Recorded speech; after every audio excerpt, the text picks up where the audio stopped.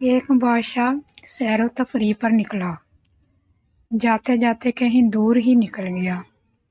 دیکھا تو ایک گھر ہے جس کا مالک سخی طبیعت کا تھا۔ اس نے بادشاہ کی خوب مہمان نوازی کی۔ بادشاہ کی نظر جب پھانسی پر لٹکے کتے پر دوڑی تو گھر کے مالک سے اس کا سبب پوچھا، مگر مالک نے سبب بتانے سے انکار کر دیا۔ حالانکہ بادشاہ نے اس کو اپنا تعارف بھی کرایا۔ بادشاہ نے دوسرے دن قاصد بھیج کر پھر پھانسی پر لٹکے کتے کا سبب پوچھا، مگر وہ شخص پھر انکاری ہو گیا۔ بادشاہ کو بڑا غصہ آیا تو اس نے اپنے داروغہ کو بھیجا کہ اس شخص کو گرفتار کر کے لے آؤ۔ داروغہ نے حکم کی تعمیل کرتے ہوئے اس کو دربار میں پیش کر دیا۔ بادشاہ نے پھر پھانسی لگے کتے کا سبب پوچھا، مگر وہ پھر انکاری ہو گیا۔ تو بادشاہ اب اس کو لالچ دے کر سبب پوچھنے کی کوشش کی کہ اس شخص نے اس شرط پر کہ کچھ عرصہ بادشاہی اس کو دے دی جائے تو پھر سبب بتائے گا۔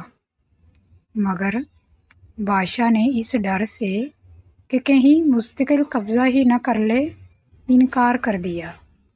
مگر پھر بھی بادشاہ کو سکون نہیں آیا، حتیٰ کہ پھانسی پر لٹکے کتے نے بادشاہ کی نیند تک حرام کر دی۔ آخرکار بادشاہ نے تنگ آ کر اس شخص کو بلایا اور بادشاہی اس کے حوالے کر دی۔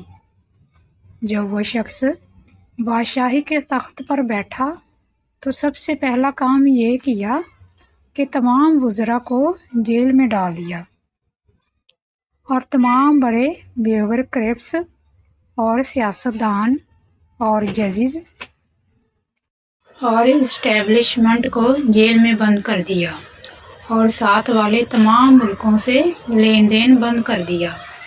اور اس کا نتیجہ یہ نکلا، جب اس کی مدت پوری ہوئی اور پرانے بادشاہ کو دوبارہ بادشاہی سونپی تو ملک میں امن امان تھا اور خزانہ بھی بھرا ہوا تھا۔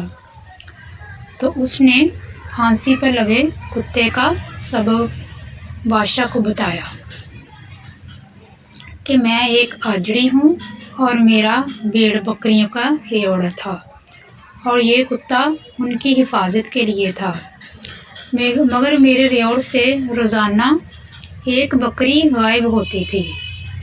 تو جب میں نے سبب معلوم کیا تو پتہ چلا کہ یہ کتا ہی حفاظت کرنے کی بجائے بکریوں کو خود بھی کھاتا تھا اور دوسرے کتوں کو بھی کھلاتا تھا۔ تو میں نے اس کو بطور سزا اور عبرت کی پھانسی پر لٹکا دیا، اور میرے کتے کی طرح ہی تیرے وزراء اور باقی لوگ خود بھی خزانہ لوٹتے تھے اور دوسروں کو بھی لٹاتے تھے، جن کو میں نے بطور سزا جیل میں بند کر دیا۔